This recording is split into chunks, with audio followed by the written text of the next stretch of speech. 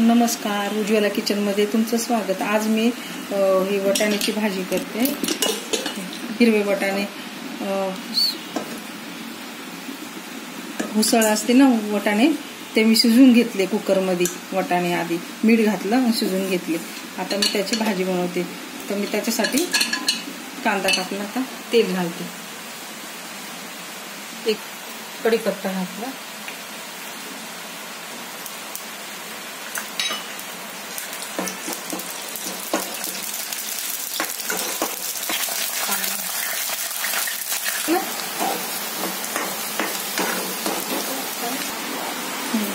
मी हिरवा वाटाण्यासाठी मसाला करून घेतला। लाईट जाते आमच्याकडे सारखी सारखी, त्यामुळे मी हा मसाला करून घेतला। या मसाल्यामध्ये खोबरं, कोथिंबीर, हिरवी मिरची, एकच हिरवी मिरची घातली, आलं, लसूण आणि कढीपत्ता घातलेला आहे त्यामध्ये दळून।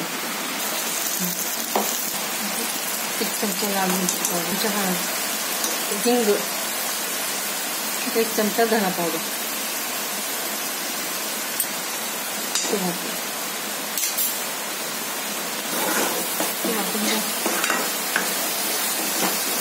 थोडा गरम मसाला घालतो।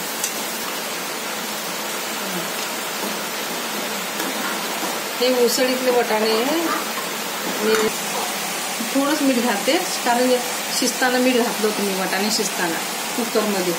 आता मी जोरात गॅस केला। आता हे उकळी आलं का झाली उसळ। आता असं केलं तर लवकर होऊन जातं ना, पटकन होऊन गेलं बघा माझी उसळ, वाटाण्याची उसळ झाली माझे। वाटाण्याची बनवून वाटाण्याची हे ओले वाटाणे नाही, हे कडक वाटाणे, ते मी रात्रभर भिजत टाकले आणि त्याची बनवलेली भाजी।